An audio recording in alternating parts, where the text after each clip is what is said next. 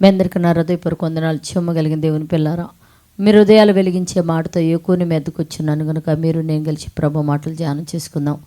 రాత్రి కాలం నుంచి మిమ్మల్ని, మీ కుటుంబాన్ని, మమ్మల్ని, సంఘాన్ని జ్ఞాపకం చేసుకొని ఎన్నో మేలులు ఉపకారాలు చేసిన దేవుడికి, మన ప్రభు మన రక్షకుడు యేసుక్రీస్తు వారి నామములో నా వందనాలు స్తుతులు తెలియజేసుకుంటూ, ఈరోజు దేవుడు ఏ మాటలతో అయితే మన హృదయాలు వెలిగించబోతున్నాడో, వెలిగించుకుండే ముందు రాత్రి కాలం నుంచి మిమ్మల్ని, మీ కుటుంబాన్ని, మమ్మల్ని, సంఘాన్ని, దేశాన్ని జ్ఞాపకం చేసుకొని ఆరోగ్యమును ఆవిషను దయచేసి మరొక సంవత్సరాన్ని దయాకిరీటంగా ధరింపచేసిన దేవుడికి, మన ప్రభు మన రక్షకుడు యేసుక్రీస్తు వారి నామములో శిరస్సు వంచి వందనాలు స్తుతులు తెలియచేసుకుంటూ, జయమగలిగిన దేవుని పిల్లారా, ఇక్కడ మనం చూడగలిగితే ఒకసారి మరి హెబ్రీయులకు రాసిన పత్రిక 2:3 ఒక మాట రాయబడింది. దేవుని పిల్లారా, ఎంత గొప్ప రక్షణ నిర్లక్ష్యం చేస్తే ఎలాగూ తప్పించుకుందు అని రాయబడింది. దేవుని పిల్లారా, అంటే ఇంత గొప్ప రక్షణ నిర్లక్ష్యము అన్నాడు. నిర్లక్ష్యం అంటే దేవుని పిల్లారా గొప్ప రక్షణ అన్నాడు. మనం చూడగలిగితే దేవుని పిల్లారా, ఏదైనా బట్టల షాపులు కానీ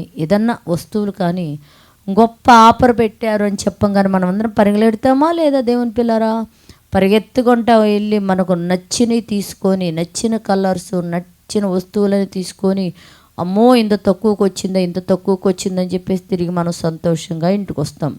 కానీ దేవుడు కూడా అంట ఒక గొప్ప ఆఫర్ పెట్టారంటే ఏంది? ఇంత గొప్ప రక్షణ, ఇంత గొప్పదంటే భూమి మీద ఉన్న వాటికంటే అన్నిటికంటే కూడా ఇంత గొప్పదంటే అది దానికి విలువ కట్టలేము, లెక్క కట్టలేమంట. దేవుని పిల్లరా, అసలు ఇంత గొప్ప రక్షణను మనం కూడా చూడండి, ఇంత గొప్ప ఆఫర్ను పోగొట్టుకుంటే మళ్ళీ నువ్వు కొనుక్కోలేవురా నాయన, కొనుక్కొచ్చుకోరని చెప్తాం.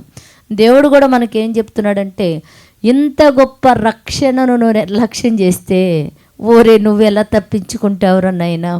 ఇదిగో జైలు నుంచి ఒక దొంగన తప్పించుకునే అవకాశం ఉంటుంది.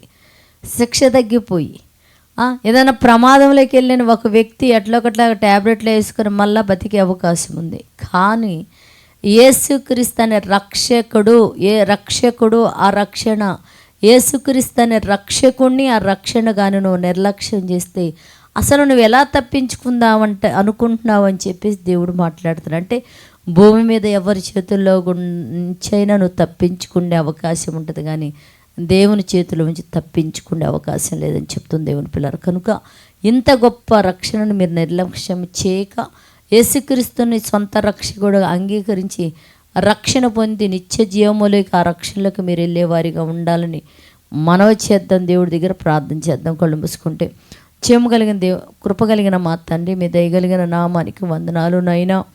మహిమా స్వరూపిణి కృపగలిగిన నామానికి వందనాలు అడుగుతున్నాం తండ్రి. నైనా ఇదిగోనైనా నీ మహిమ కలిగిన నామమును నా తండ్రి స్తుతించున్నట్లు ఘనపరచున్నట్లు నా తండ్రి నైనా ఇంత గొప్ప రక్షణను బిడ్డలో నిర్లక్ష్యము చేయక నా తండ్రి యేసుక్రీస్తు వారిని సొంత రక్షకుడుగా అంగీకరించి ఈ రక్షణను ధరించుకున్న వారైనా తండ్రి నేను చేరే భాగ్యం బిడ్డలకి మనం అడుగుతున్నాయినా.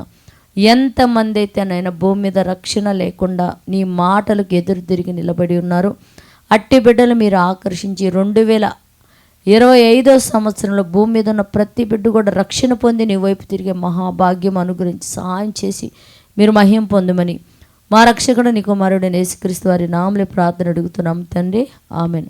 మీ అందరికీ నా హృదయపూర్వక వందనములు, ధన్యవాదాలు.